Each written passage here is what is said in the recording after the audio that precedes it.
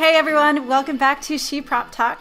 Today I am really excited for this guest, and I really hope that you are watching this episode on YouTube because I'm going to throw in so many examples of her glorious cosplays. You really need to see this one, but if you can't, just listen, that's fine. But welcome Luisa from Silhouette Cosplay. Oh my god. Hello everyone. Is it really you, or are you a mirage? Are you Maybe. I mean, I tell people I'm Loki. They're like, how do you do your shape-shifting? I'm like, I'm Loki. Because you are Loki, yes. Yes. Well, that makes a lot of sense. It's magic. Well, no doubt, seriously, you're Loki. I have so much to talk to you about. We're going to talk about your Loki, we're going to talk about your Black Widow, your amazing Daenerys work that you've done recently. Oh my god, mind-blowing. You do photography. Still blowing my mind a little bit too. Well, hello, yes. Yeah, okay. We're going to save that one. We're going to fold that one up and save it to the side because I definitely want to tackle that one in depth. But first, let's start with some basic questions. I actually asked online on Instagram for some questions for you because I thought that would be kind of fun. And I did get a bunch of questions. So one of them is one that I was going to ask you anyway. But I know. Let's see. Okay. This one is from Artist Addict 1313. It's cool. I recognize that name. Yeah. And so this person asks, how did you get into cosplay and what inspired you to cosplay? Oh boy. I know. That's it's like a long and short story. It is, yeah. I've been sewing since I was 8. So Since that 8? was I used to, my grandmother taught me, and so I would sit on her lap. Aww. And she would do the foot pedal, and I would guide the fabric through the machine. Oh my gosh. And it was awesome. So I started out making American Girl doll clothes. So which looking back now, I'm like, they're so tiny. How did I what? And of course, the one trend that has continued is that I never wanted to work with cotton. You buy quilting cotton for your kid when they're learning. It's an easy fabric to use, blah blah blah. No, I wanted the satins, I wanted the furs, I wanted the lace, I wanted anything that stretched, shed, left glitter all over the place. All the hard stuff right off the bat. Yeah, I was like, okay, but it needs to be fancier. Oh my god. So my American Girl doll had the best wardrobe because it was everything I could think of, and it was never simple. My grandmother tried to she would give me girl doll clothes for Christmas, and she would make them out of nice cottons and really things that you could keep nice that weren't too difficult, and I'd be like, yeah, but look at that shiny stuff over there. Right. There's not enough glitter on that, Grandma.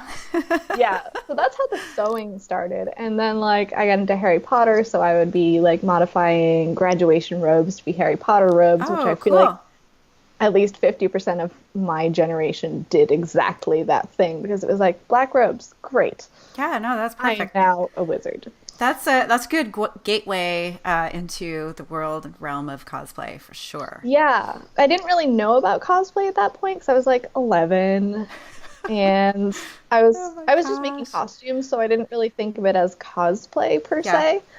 And then I started making my own patterns because I didn't like the patterns that were available because they weren't accurate enough. Do you see this progressing into me? This is a theme. You have always been extra. Just a little bit. I love it though. I love it.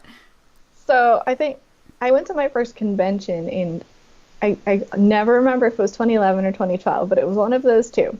And I dressed up in a Luna Lovegood that I thrifted from a bunch of things, which is fun. And I didn't know what a convention was. My cousins were just like, hey, there's this cool thing going on and people are nerds and dress up and there's Lord of the Rings and Star Trek and Star Wars and it's fun and you should go. And I was like, well, okay, that sounds kind of cool. I guess I'll show up. We can go for a day, whatevs. And then I got there and I'm like, oh no, no, I can feel it. And it really all went downhill from there. Or uphill, depending on how hard you wanted to make your projects. From my wallet and my grandmother's sanity, it went downhill. Right. Oh my God. But then she was like, oh no, you're coming to my house and you want to make real complicated things. Yeah. Bigger things. Things that, yeah. Oh, Yeah. that is awesome. So where did the cosplay name Silhouette Cosplay come from? That is a weird thing that happens, was that my Tumblr username is the Shattered Silhouette, which is the title of a Sherlock fan fiction I wrote back in the day. Oh, that's awesome. So they kind of like went from that to that, and I really like the word silhouette, and I feel like it kind of suits cosplay in a weird way, and that we all have different silhouettes, and I just think it's a really pretty word. It is. So I went with it. It's also for people like me who I can spell, but I have to slow down a little bit and remember how to spell silhouette because it's not something I spell all the day, every single day. You are probably the 100th person to have told me that they know how to spell silhouette because of you. Me. Yep, where they're like, I've typed it often enough that I actually know how to type it now. Well, thank you for educating us all, Luisa. I appreciate that. You're so welcome. I'm here for that. Well, let's see. We have so many other questions. I'm going to grab a couple more of these questions. So we did the origins. What's that? I said throw them at me. Throw them at you. Okay, there's a lot of questions about embroidery, but we're going to hold on to those because we're going to talk about Daenerys later. I'm so excited. I seriously. Okay, so listeners, we were like your eyes like glint a little bit. I know, like sparkle eyes. We were planning to get together on to talk about this, but I usually tell folks like, hey, we talk on Skype. Like, make sure that we can let you have Skype and we can do this because that's how we record everything. And I got so lost in your work on Facebook. I was scrolling. I was watching your Loki the videos, the one that you took in that you filmed in New York, and then the detail work on the Daenerys costume. I got totally lost, and I lost track of time. And then you were like, "Hey, how do we do this?" It's like, "Oh my gosh!" So it's your fault. Like, is this Facebook? Is this Google? What are we doing? Oh yeah, let me quick download Skype. Got it. Okay. Thank you for doing that. All right. So yeah, wow. Okay. There's another question here. What was the most improbable material that you worked with but ended up looking great? And that question is from Kiko Cosplay. Thanks, Kiko Cosplay. Oh. I mean, whether it's from your American Girl costume days or from current costume days. Okay, well, I think I have two. I have two good ones, I think. One is the company that makes Thybra sent me a lot of Thybra. They were like, hey, we want you to like try this and see what you think. And so I tried it, and I found out it doesn't work like Warbler. As you know, Beverly. It's pretty different. Different. But it was what I had on hand to make my gauntlets for Raven from RWBY. Oh, and I was like, I need to make these out of thermoplastic. I don't have any Warbler. I don't want to make them out of foam because I want them really solid. Mm-hmm. I have Thybra. And I was like, at first I was like, okay, it's like sheets of thermoplastic. Great. And I started working with it. And it was like, this is not working. This is not how I envisioned this. This is bubbling. This is soft. This is gummy. This is the worst thing ever. I hated it. They came out really well, but it took so much effort to get them structural and smooth and to not just squish into one big gummy mass. Yeah. Yeah. Oh, I know. Let's say I learned my lesson on how to use Thybra and how not to use Thybra in that context. People always ask me, like, what are your gauntlets made out of? And I'm like, Thybra, don't. Just don't go there for this kind of work. Yeah, so when I'm assuming you're referring to like using the Thybra over like EVA foam, like you would like wrap with Warbler. Oh or no, what I were didn't what were you use it using? over foam. I just smushed two sheets together like I do with Warbler. Oh, and so then it you were was molding just like it that way. Extra gummy. Yeah. So I generally don't even put thermoplastics over foam because I don't like the thickness of it very much. Yeah. So that was a learning experience, shall we say. The other good one I had was that when I was doing a lot of my research for Loki, he has this metal mesh material on his coattails and in parts of his sleeves. And I was like, what is that? It's like fabric, but it's metal. It's real metal. And I was just like, okay. And I started like Googling and researching and couldn't find anything. And then I came across this thing on eBay, which was they make sexy party clubbing halter tops out of this fabric. Oh, perfect. And it's literally just like metal mesh, and it's just like they make halter tops out of it. Oh my God. And so I was like, great. And I bought one. So oh, that's perfect. I have a picture of me wearing it, like over a sweater, just for the sheer like amusement of having this before I cut it up to put it into Loki. Oh my God. So I would love to see a before and an after of like what that looked like. You probably don't have those pictures anymore, do you? Oh, I do. Oh, you do? I oh my absolutely gosh. do. Well, yeah. That would be really great. I love feeling like, you know what, you don't need to make every tiny little piece of your project from scratch. Like if you can farm it from something that has already been made. Yeah. That's totally. always a good avenue. It saves you some time. And Lord, you need time for your projects because you are all about that detail. So we're talking about Loki. Let's talk about Loki. Let's talk about Loki. I will talk about Loki for like this entire hour. You will have to stop me. Okay.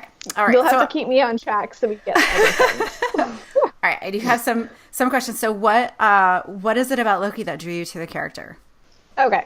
So Avengers came out in 2012, and I was like, kind of didn't get it. Just saw it was really hyped up, and I was like, okay, there's superheroes. I don't like action movies. Like, I find fights boring, so I wasn't really into it. And then I think I spent my junior year abroad, and I was in Berlin, and my roommate had gone to bed because our flight had just gotten in, and I was sitting alone in the dark, and she had given me the Avengers movie to watch on my computer if I wanted to. And I was just like, I got nothing else to do. So I watched it. I didn't like it that much. But the two characters I liked were Tony because of his snark, and Loki because of his extra snark. Yeah. And fashion sense, let's be honest. And Tom Hiddleston, let's be honest. And Tom Hiddleston, yes. Yeah. See, yes. Tom Hiddleston was what sold me on Loki. It was his appearance at San Diego Comic-Con in 2013 when he was doing the promotions for The Dark World. And he came onto the stage in Hall H in full Loki, did his whole speech, fully in character, and it was so charismatic that I was just like, awesome. I was blown away. And I was just like, oh my gosh. Were you there? And then I was not. But I saw it online later. Yeah. Mm-hmm. I wish I'd been there now. Oh my gosh. And so then I actually went back and watched Thor, and that was so much more my thing than like your typical Avengers action movie kind of thing, because it's very Shakespearean. Yeah. It's very high fantasy combined with sci-fi kind of thing, and that's so my jam. And I was just like, I love this, and I love this guy. Oh, that's awesome. Well, Thor: The Dark World I have a soft spot for because I made Sif and Thor from that movie. It is my favorite Marvel movie, and some people would probably just want to fight me about it, and I'm just like, you know what? It's my favorite. The plot has its problems. I don't care because the character interactions are spot on, and I love it dearly. That's how Loki happens. And so my first Loki I made for the premiere of The Dark World. Oh, wow. That's awesome. Oh, my gosh. Not like one of the big premieres, but I went to my big theater in Boston with some friends, and we were all dressed up, and it was amazing. Oh, my God. That's awesome. So were you able to sit down in your Loki? Yeah. Yeah. Awesome. I even went out and bought costume chains too, just to have that look because it was hysterical. So great. But it was my first time working with leather, my first time making armor of any kind.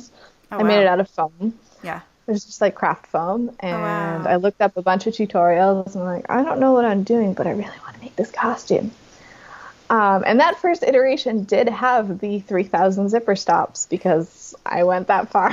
That's crazy. Okay, so hold up a second. Was this one of the first costumes that you made? Not one of the first costumes. I think it But was the first costume of any level. Before that, I've made Aowen and Galadriel and things that okay, were more fabric based and a okay. little less So crazy. you were just like, yeah, that's foam, and now I know how to use it. You, Well, cause that costume, I've seen that I costume. It's tried. The amazing. armor later disintegrated, Oh, but that was okay. well, you could have fooled The me. start. I remade it out of Warpla later. Oh my god. So how many versions of Loki do you have? I'm gonna have to count. Oh my god, I love this. All right, I have Jotunheim Loki. I have Loki's like suit scarf look from the first Thor movie. Mm-hmm. I have the Dark World armored one, which is one of the ones I wear the most. I have the Uh-huh. Dark World prison outfit. I have the Dark World raggedy prison shirt outfit. Oh my gosh. I have my original design. I have Which I Black Suit love. Loki. Black Love Suit Loki that. from Ragnarok. Okay. Um, is that all of them? That might be all of them. Oh my god. If you Well, think that's of Black another one Suit. later, that's only seven, It's a I good think. amount, Did you right? count seven? And then I have other things like if I put on the like fluffy red cape from like the Dark World deleted scene, that's another look kind of Oh thing. my god. Oh my god. That's amazing. And I love, absolutely love that original design that you did. And I thought that it was from a movie, and I just didn't like see that costume up that close because it looked like it. I mean, it fits right into the whole Asgardian look and feel. Oh, It's that makes me so beautiful. It's happy. 'Cause that's gorgeous. what I was Oh my going gosh. for with Yeah. like, okay, let's take the MCU craziness and just make something that's semi at that level, pretty much at that level. Yeah. No, it's Except I could actually figure out how to make it as I designed it instead of having to figure out how it went together after the concept artists went at it. And I was just like, okay, I have oh that yeah. control. That is something that whole like I'm gonna do something that's not screen accurate that I can like make or break my decisions. Like I could say, well, no, I'm not actually gonna do that, or well, this is gonna be kind of cool. I'm changing my direction on this now. Um, do Oh you yeah. do you because you do incredibly screen accurate work and then you do your own work? Do you find that you were trying to adhere to your sketches a lot more? Were you forgiving of yourself? Um, I'm not sure. In some ways, I would change a few things, but the thing was that I didn't just make one sketch and call it a day. Mm-hmm. The design process literally took longer than the making of the actual costume. Oh wow. It was like a 4 to 5 month process of me. I did it digitally so I can make different layers and try out different colors and Oh my different gosh. styles. And I kept like flipping the layers on and off and erasing and redoing things. Like my original sketch looks almost nothing like the final product. That's incredible. But I started somewhere and just kept going with it. So by the end of it, I'm like, this is what I'm adhering to because I already did all the thinking and the problem solving sort of in my head, Yeah. apart from like, construction and stuff. Yeah. Yeah. But So you designed your own map for it to follow. yeah, Oh, that's amazing.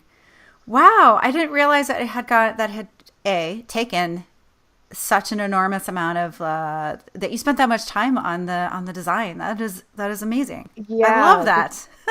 yeah, because I really wanted to have a full picture before I started doing it, Yeah. because that's what I want whenever I do a screen accurate costume is like, I need all the details in front of me. I need to Yeah. know before I start patterning what my end goal is Yeah.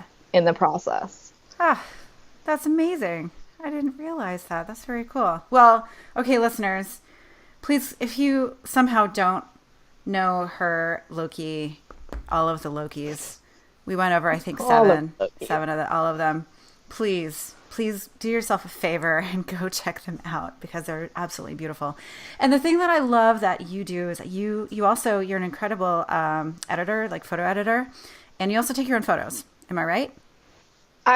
My twin, Your who's twin done takes. Drum Cosplay, yes, they take the photos, but then they're on my camera, and then I do the editing, and I have Okay. full control over it, which I love. Yeah. So, and I love that too because the photos that you take of that your twin takes, and that you edit, they're just outstanding resources for anyone that wants to make these costumes. They look like they're straight off the screen. It's just insane, especially your Oh, thank Daenerys you. one. Oh my god. Oh my god. Oh my god. Okay. So let's see. Since we're still on the Marvel Cinematic Universe, let's shift to your Black Widow. How many versions of Black Widow do you have? Let's start counting. Well, I only have the one suit. Okay, one suit. I know that and then I have the Infinity War, which goes over the same suit. They use the same suit in Civil War and Infinity War. So that was easy. I just had to like make a vest and put on a different wig. Easy.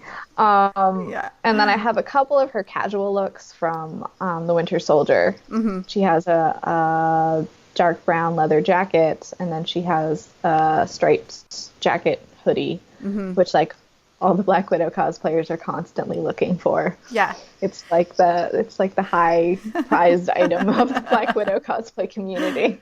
So did you find it or did you make it? I made my first one and my second one. I was dyeing things. I was finding striped fabric that was as accurate as I could, and then like adding it to a safari jacket, and then dyeing it as accurately as I could. And then after like 3 years of scrolling eBay and Poshmark, I actually found the actual one. Oh my gosh. And I was like, that's mine. And I wear it all the time. That's amazing. So that's incredible. Good investment. Well, I remember scouring the pictures of the suit that you made, because you used a fabric that was similar to the one that I thought I was going to use for my Hela suit that I wound up not using. It was a little scratchy, and I knew like that over my entire body would be kind of hard. Was it the wide like octagonal hexagonal mesh? Because that never touches my skin, which is great, because otherwise I would be sad. Yeah, it's a cool fabric, but I really probably should have gotten like. It also has no stretch. No, there's no stretch. It's a really cool fabric, and I thought that I could glue like things to it, but because it has like a mesh layer on top, and then it's almost like a Velcro kind of a texture fibered in between. It's a spacer fabric, so it has a little bit of this mushy texture. It's like thicker than you expect. Yeah, it's like a good 1/8 of an inch like thick. Yeah, it's pretty plush. So when I was testing out my Hela costume and with the Silpoxy, it was just like running right through it. It was really not very pretty. So I switched. I switched fabrics. Not for that, yeah. Yeah, but yeah, I think, your own. and I think that at that time, I think because I had been kind of Facebook stalking your work for a while, and then when you messaged me or you sent me like the link to that fabric, I was like, oh, she's talking to me. Oh, this is so cool. I'm not that cool. She's amazing. No, seriously, that's exactly what I was thinking when all that was going down. So thank you for your help with that. That was that's hilarious. That was very helpful. And yeah, I wound up not using that fabric for much, but my stepdaughter used it for something, which is cool. Great. It's kind of fun to see her going through those fabrics. Well, cool. Okay, so Black Widow, did you see Endgame yet? We're not going to talk about the movie because I know. We're not going to talk about it. No spoilers. Okay. I did see it. Okay. All right. Yeah. I do like her new suit. Her new suit is amazing. Yes. Probably not quite enough to make it though. Well, I was at the premiere, the purple carpet premiere, and I got to see her in person. Well, with my own eyes, I saw her, and she just radiates. She's just so gorgeous and beautiful, and she was so great with fans. Like, she came over, there's a bunch of Black Widows dressed that were like just dying to see her, and they were all kind of trying to get her attention and everything, and she was so wonderful. She came over, and I saw her actually put her hand around someone's like shoulder to get a picture. Like, she leaned into the crowd, and like nobody else was doing that. So awesome. Yeah, she was especially because she doesn't like do a lot of like, she doesn't do conventions or like those kind of fan events that a lot of the other actors do. Yeah. So that's really great. Yeah, it was just lovely to see her and interacting with her fans. It was a really cool experience. But there were some other some cosplayers there that had worked like for like 3 or 4 days straight to make the costume from the movie that they all wear, the space suit. The quantum. Yeah, the quantum suit. The space suit. The one they wear in space. And that I thought was That was crazy. It looked like they had Zentai suits on, and then they made some armor on top. It's like, wow, they're really on top of it. Yeah, they wasted that's the no kind time. of speed building I can't speed build. I just can't. I will get sad if I try to speed build. Yeah, I'm with you on that one. So yeah, speaking of not speed building, let's go ahead and let's pick up one of those questions because we're moving on to Daenerys. We're doing it. Let's do it. This is happening. Oh my God, I'm so excited. Okay, so we're gonna use a couple of these questions that I got online. So before I can ask this question, audience, listeners, you must go and find her Daenerys that she just finished. I am telling you, do yourself a favor. It is unbelievable, the embroidery on this work. First of all, you made the entire thing. And then, because I stalk you, I know that you sourced a lot of the actual parts that they used, right? Yeah, as much as possible. Yeah, as much as possible. Okay. Tell me a little bit about that costume, like how you started and just tell me all about it. And then I'll throw a couple questions in there from our folks. All right. The Daenerys process. Okay, well, I've Game been of Thrones people. Game of Thrones. for a few years, and I have folders saved of like some of her different costumes from season 5 and 6, and I was kind of like, they're pretty, but they weren't like actively pulling at me the way I know like a costume will if I need to make it. Yeah. And then season 7 showed up, and it was the first episode of season 7, and I saw her in this costume, and most everything she'd worn before was like white or bright colors, and suddenly she was like going into Targaryen red and black, and she just like landed on the beach and she's in almost black. It's a dark gray, and I was just like, that one. Yep, I'm doing it. I must make that. It's such cool. a great shape, and it's such a great, wait for it, silhouette. I make that joke a lot, probably more than I should. That's okay. I'm glad you did. You can sneak it in again later if you want. That's right. So I was like, okay, that's the one I'm making. And luckily, the cosplay network is amazing because there are a couple groups on Facebook for Game of Thrones and Daenerys cosplayers, and someone in the UK actually found the real sequined fabric that they used on her costume for a lot of the embroidery. And it's from a shop that sells, actually, or at least it did, I don't know if they do anymore, but they sold a lot of fabrics for Daenerys and Cersei and maybe Sansa, question mark. But it was where Michelle Clapton got the fabrics. And she is the costume designer. Yes. Okay. Yes, she is. There's Michelle Clapton is the costume designer. Michelle Carraher, I don't know quite how to pronounce her last name. She is the embroiderer. Okay. But they're both Michelles, both spelled exactly the same. The two Michelles. Okay. Michelle C, no less.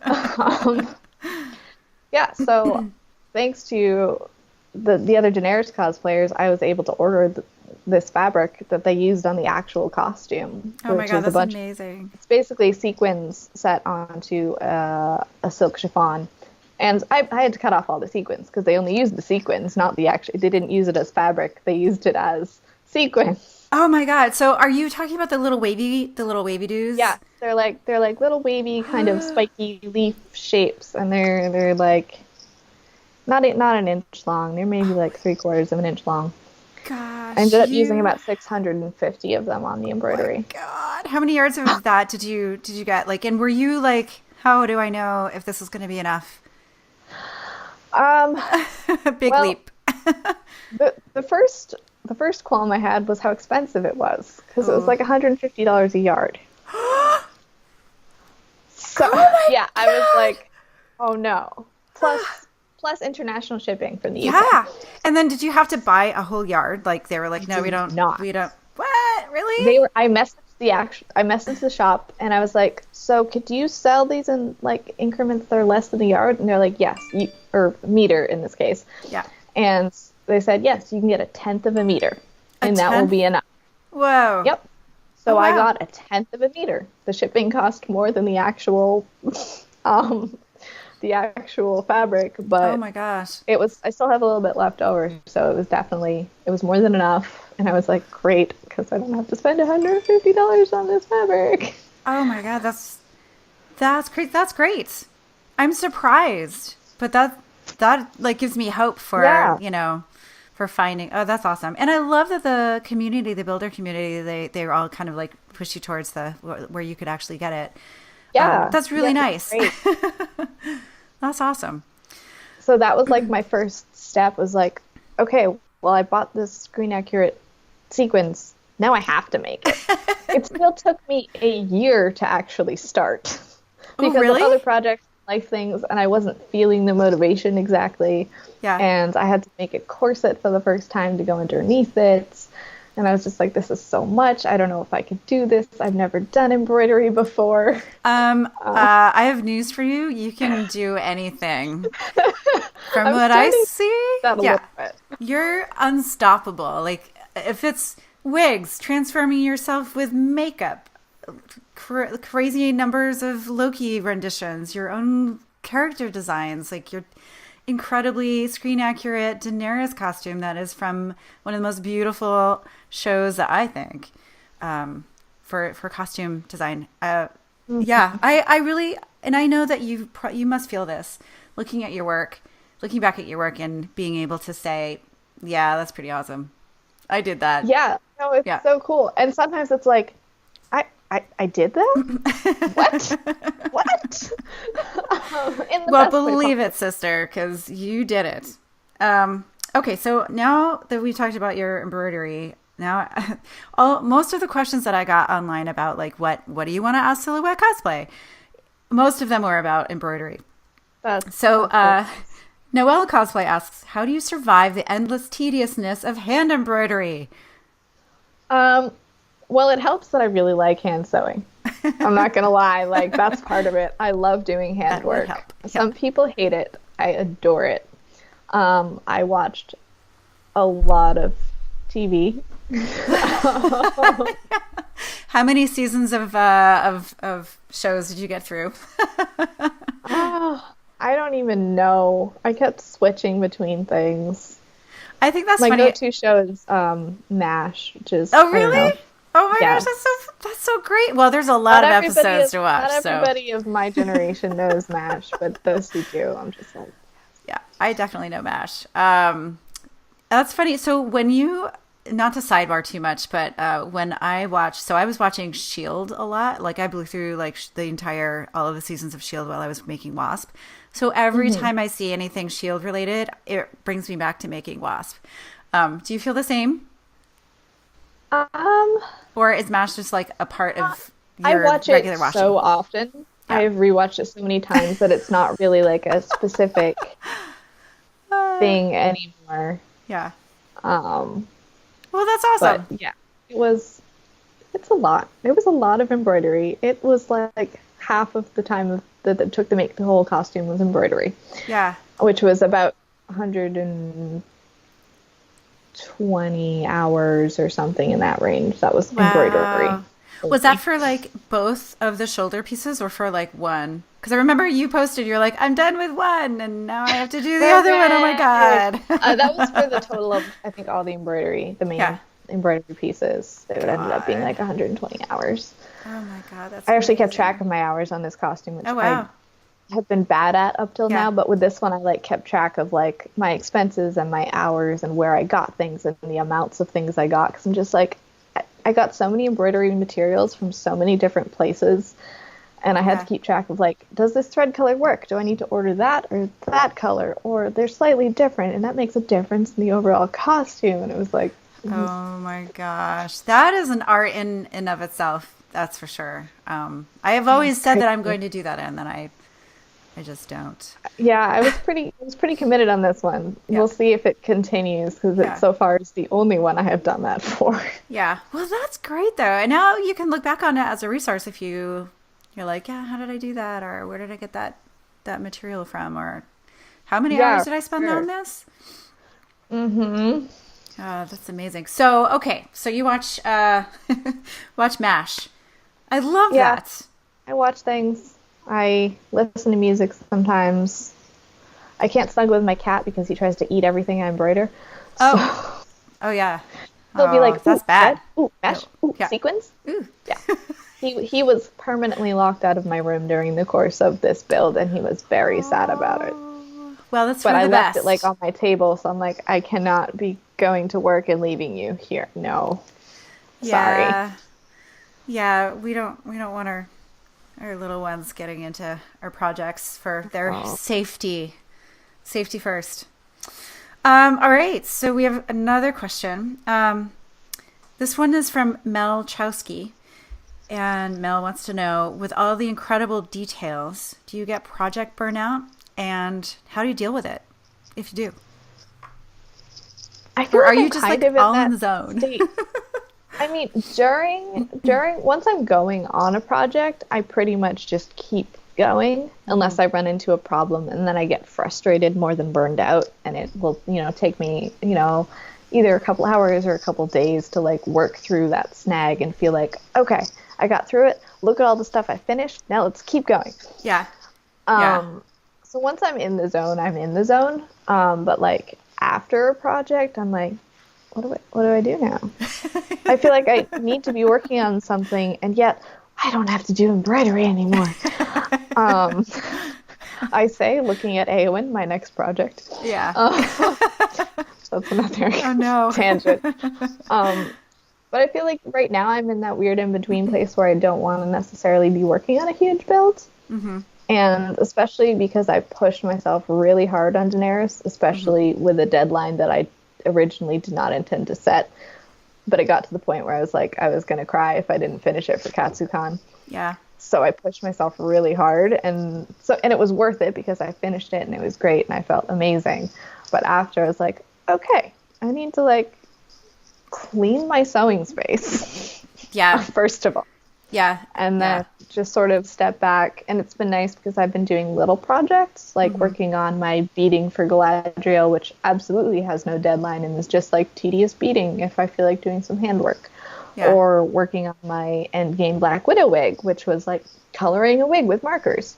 Yeah. So it's like little things that kind of keep me going without really taxing me that much. Sure. Yeah. Well, that's a great way to kind of keep your creative juices kind of going or simmering a little bit in the background. So, because I know like for me, after a big build, I tend to I'll take a few days away from it because I just need, I feel like I have PTSD from breathe again. Yeah. Breathe again. Maybe like say hi to my husband and pet the cats and clean the house a little bit and, go to the post office, do things like that. But yeah, then I know a lot of people have a hard time kind of getting back on that horse, so to speak, after having so much momentum and then like picking that up again. But it sounds like is that ever an issue for you? I don't think too much. Sometimes it takes me a while to decide what I want to do next, but I also really enjoy the research process. So that's kind of a sitting in bed with a cup of tea way to keep me going or get slowly working on the next project, because I can start Googling reference images any I want to. Yeah. Oh, sure. And it also helps that I can sometimes do that at work because I work in theater and I'm often doing wardrobe, which means I sit backstage a lot doing nothing. There's lots of stuff to do and then a lot of nothing to do until you have to do lots more again. Yeah. So like when I was doing Daenerys and I was researching Daenerys, I was just like, I was ordering some silk threads while I waited for my next quick change. Oh, wow. Oh, that's cool. Which also made me feel like I was getting something done while being at work, which was nice.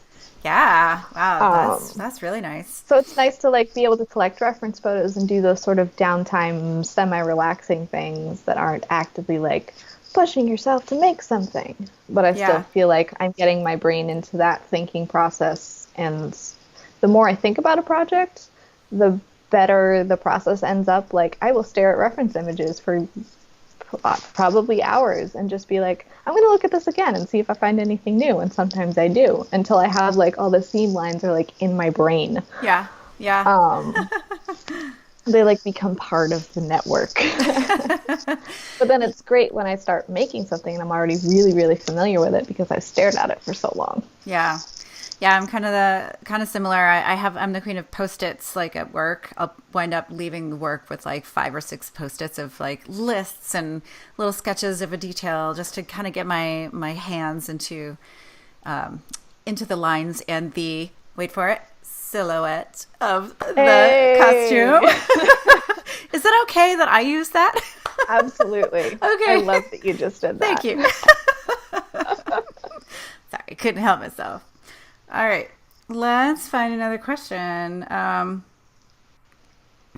So we talked about the tediousness, which doesn't seem like you enjoy it. So it's not tedious if you enjoy when it. I was like pushing to finish it. Yeah. And it did get tedious in places where I was like, I have how many more sequins to sew on this row? Excuse me. But in a lot of the Game of Thrones embroidery, there's enough variation in the textures and the detail that it's not like literally doing one thing for 5 hours. Yeah, well, that's nice. Like, I do this for 20 minutes, and then I have to add a different color thread, and then I have to add different kinds of beads, et cetera, et cetera. They keep you going. Oh, it's so beautiful. Okay, Catalina Katie wants to know, what's the best and worst part of being so detail-oriented in your projects? The fact that I can't settle for less is both a blessing and a curse. Oh, it means preach. It means when I finally finish it, it's going to be how I want, and I'm not going to look at it and say, I wish I had. Yeah. But in the moment, it's like, oh my gosh, I can't move on until I figure this out, or until I have this material, or until I don't want to redo that scene, but I know if I don't redo it now, I'm going to be sad that I didn't redo it now. So it's kind of a mixed thing, and it's just how I am. And I've found out that, like, if I work on something for only 2 weeks and try to call it finished, I will be sad at the end result. Yeah. Which is like, not everybody works that way. Some people bust out a build in a night or two, and it's great, and they love it, and that's how they work. Yeah, there's nothing wrong with that. Yeah, absolutely. And it's also that, like, I see things. I see so many things, and, like, I can't just pretend that that seam isn't there, even though it is doing literally nothing. It's just chilling being a seam, but Marvel. Marvel doesn't put seams where they normally go. No, they don't. Marvel. You're lucky if you have a center front. Yeah, I'd like to speak to Andy Park, please. Hello, Andy Park. I know that name. I love his work. He's the best. So there are good and bad things. Yeah. And it's just sort of like, you learn how you work, and then you make it work. Yeah. The more you learn about your own process, the better you're gonna be. I totally agree with that. And I think that sometimes when you are like dedicated to the detail and the, if screen accuracy is your thing, then sometimes that will push you into trying a new technique or a new method, or learning how to use a different material that you haven't used before. Oh, yeah, for sure. Has that happened? Have you experienced that before? I mean, you have. I definitely had. I really hadn't done embroidery until I started Daenerys. And I was Are you kidding me? What? I'm not kidding you. Like, I'd done some, like, cross-stitch when I was, like, 12. Oh, my God. But I was just like, what? I'm going to do it. So I'm going to do it. And then I just did it. Okay, and, this is like Loki, a shock on my face. With leather, so I was just like, okay, I'm going to work with leather. And And I got God. a lot better with it over the course of the 4 years of working on Loki. But it's just a matter of, like, I want this to look this way. I know what material I have to use. I'm going to teach myself how to do this. That's awesome. I love that. You are unstoppable. You are truly. This is amazing. I try. Amazing. Except by my own brain. I'm sure that you are never bored ever, ever, ever. Well, oh, what? Come on. Wow. Do you get bored? You mean, can tell the truth. It's okay. Oh, I do get bored because, like, I always feel like I need to be doing things. And then, but then I recognize too that I need to not be doing things a lot of the time. So it's finding that balance is really hard sometimes. Yeah, I agree. I'm like, I need to be working on this build. I need to. But I, like, physically can't right now because I'm really tired. And I should really be in bed with a cup of tea. Yeah. Yes, you have to be kind to Like, yourself. self-care is really important. It totally is. Absolutely. And I will get bored if I don't enjoy what I'm doing. I think that's the biggest thing is like whether it's like my own project or whether it's work stuff, if I don't enjoy it, I will definitely get bored.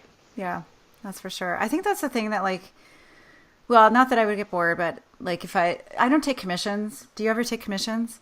Can't do No. it. I just can't.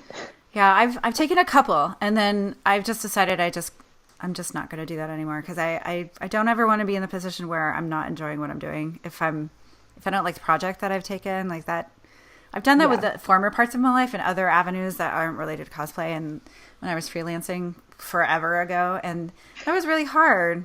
It took all the joy out of things. It was definitely a soul sucker to use your creative outlet to do something you don't want to do. But yeah, yeah.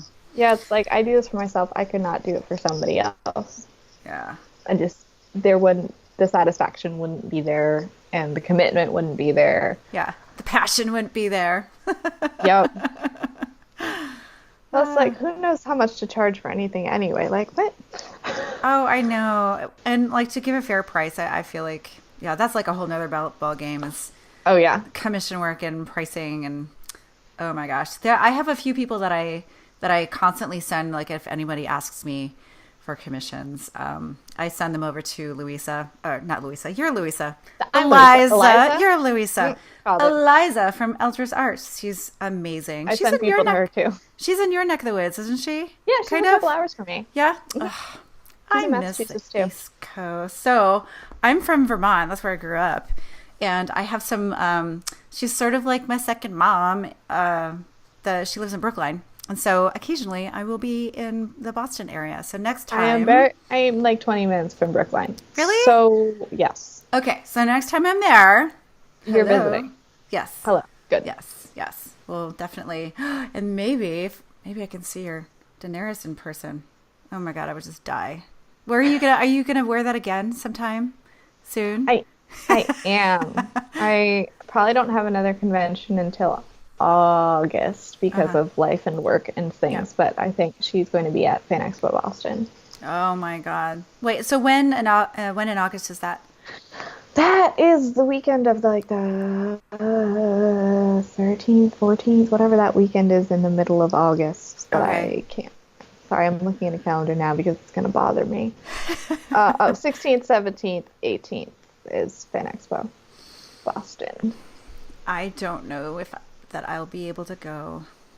August is always hard. We have kiddo schedules. It's always hard to balance that. Yeah. That whole life thing gets in the way. No, it doesn't get in the way. We love it. It's enjoyable. Well, let's pick up one more question from, let's see. I had to write it down because he messaged me privately with this. So this one, this is sort of like, this is a great last question to ask. And we're sort of like wrapping up with a little bit. So this one is from TMI Cosplay that I love. And I love this question. If you had an unlimited budget and 1 year to dedicate, what dream cosplay would you create? And so so I know that you take your time with your costume. So let's expand that to like, you have 2 years to make it. Okay. Unlimited budget. My answer is not going to change. Another version of Loki. Well, see, a lot of people ask me this. Like, I've gotten this question many, many times. And my answer is always, I don't have dream cosplays. I don't have cosplays that I put, like, up here where I'm like, I have to wait 10 years to do that. I can't do that. It's gotten to the point where I'm like, okay, I want to do this cosplay. I'm going to make it happen. And I just do it. So you just make your dreams come true all the So, time. like, sometimes it takes, like, I have to save up for a long time to, like, have enough funds to get the materials, or I have to teach myself a bunch of new techniques, or I have to spend 2 years on it. Yeah. But it's, like, I don't like having things that feel unattainable that I, like, put over here, and I'm like, I can't do that yet. Yeah. And, like, it happens on a certain level where, like, I didn't make a Loki helm for a long time because it was really intimidating. But then I got to the point where I'm like, I'm going to do it. I'm just going to do it. And I did it. And it was great. I'm just gonna make this now. So That's there's like really your nothing tagline. like on that list. My dream cosplay was an original design Loki, and then it was Daenerys, and I don't know. I love that. Well, so I think that's a really great message and a methodology to adopt, because I think a lot of us get caught up in like having a new costume for a new con, or like doing 12 costumes every year. But I love that your approach is do what you love, and once in a while you'd have a little bit of a time crunch, but if you're going to put your heart and soul into it, then allow your heart to and your soul to have as much time as it needs. Is that sort of where you're? Yeah, that's awesome. Pretty much. I've gotten to the point, it hasn't really always been like that, but I've gotten to the point where like, I won't spend money on materials and invest time in something I don't care about. Yeah. I won't do it for group cosplays. I won't do it if a friend asks me to, because I'm not going to make something I'm going to wear once, not have a great time, and then put it in the closet.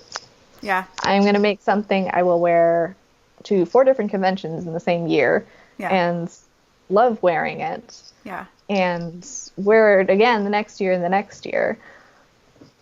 Because That's frankly, awesome. my closet can't hold that many cosplays. But, well, and when you make a costume that is just so gorgeous and beautiful, like the details, I love putting on the costumes that I've really put some care into, and like when you put it on, you're like, oh my God, I made this. You get that feeling all over again, and it's like really nice feeling. So why wouldn't you want to do that to yourself multiple times a year if you can, or over the years if you can? Absolutely. And there's so much pressure, I feel like, in the cosplay community, and whether it's obvious pressure or super like subconscious and inadvertent, it's like you have to make all these cosplays and you have to keep making new things, and you said you were going to do that cosplay last month, so you got to follow through on it. And I'm like, I've gotten to the point where I'm like, no, you don't have to. Yeah. You said you wanted to make that a month ago, and now you're not feeling it. Don't do it. Yeah. It's not worth it. Yeah. That's sage advice. It's just like you can change your minds literally at any point. Yeah. And say, actually, I just saw that amazing show and I loved that costume from it, so I want to make that right now. Yeah. So it's like, just then do it. Yeah. You can always put materials aside and come back to something if you want to. If you're not having fun and it's not making you happy, then you need to sit back and reevaluate a little bit. Yeah, I agree. All right. And sometimes you words get of wisdom. out, right? Yeah. That's part of it. I know for me, sometimes I thrive in the stress. Like I like having that challenge. Let's call it a challenge. It's definitely not masochistic. It's a challenge. Yeah, it's a push without killing you. Yeah. But that is so cool. Wow, I've had so much fun talking to you. And I hope that I get to see you again in person, because we did see each other. I know, we saw each other for all of like so 2 minutes. briefly. I was running, or you were running. I was probably running. But a quick little note about that. So yeah, it was New York City Comic Con last year. I turned around. I felt like or was I behind you? All I remember is like, it was on that weird landing area, like around like. Oh my God! And there's so many people trying to like get by us, and I was just like, nope, I'm gonna say hello to this amazing person. And oh my God, I can't believe I'm seeing you in person. And you had your Loki on, and you had your horns on, and it was awesome. I'm so glad I got to see that in person.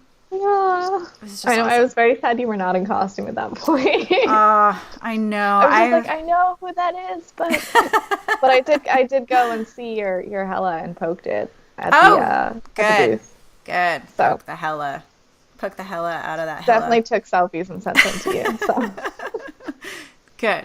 Yes. I wonder if she's gonna make another round this year. I'm not quite sure, or maybe at least the helmet might. We'll see. I don't know if that suit is holding up. I gotta make another one. I was gonna say, I'm waiting. We've like, got no pressure, but I'm waiting. I'll get on that. You know what? I should probably have like a side project on the side, and that I could probably do another Hella and just have it like kind of in the background. You've done it once, so you know what you're doing now. I know, and I still have all the molds, and I've got a ton of silicone, and I can just start doing it. You can bust that out tomorrow. What are you talking about? Oh yeah, 1 week, no problem. God. Knowing me, I'd probably find some like other way to make it complicated for myself, but that would take like forever. Oh, probably, but Yeah. I know that Yeah. feeling. Well, if there is anyone on this earth that doesn't know where to find you online, how can they find you? I am Silhouette Cosplay everywhere. Well, I'm Silhouette Cosplay on Instagram and Silhouette Cosplay on Facebook. I'm Silhouette Cos on Twitter because Twitter has a dumb character limit. Yeah, they're weird. Yeah. It's like when Cowboy Crunchies was like, yeah, we're Cowboy Crunchies everywhere except Twitter where it's Cowboy Crunchy.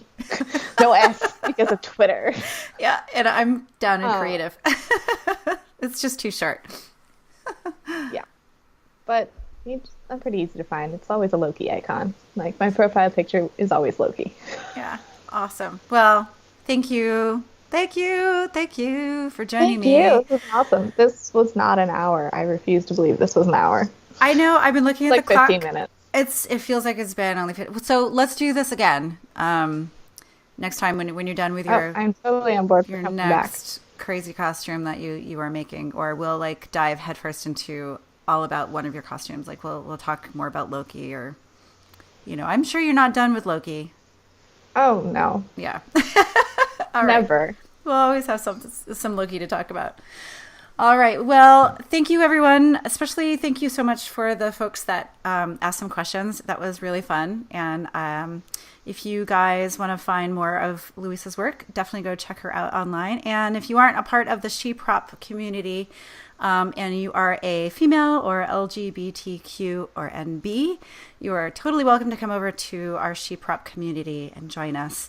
You will find Luisa there. She is awesome. Do it. I'm Do there the thing. too. Yes. It's all a right. great group. It's the best. Yay. Well, thanks again, you guys. I'm Beverly from Downen Creative Studios. Thanks for listening. Bye.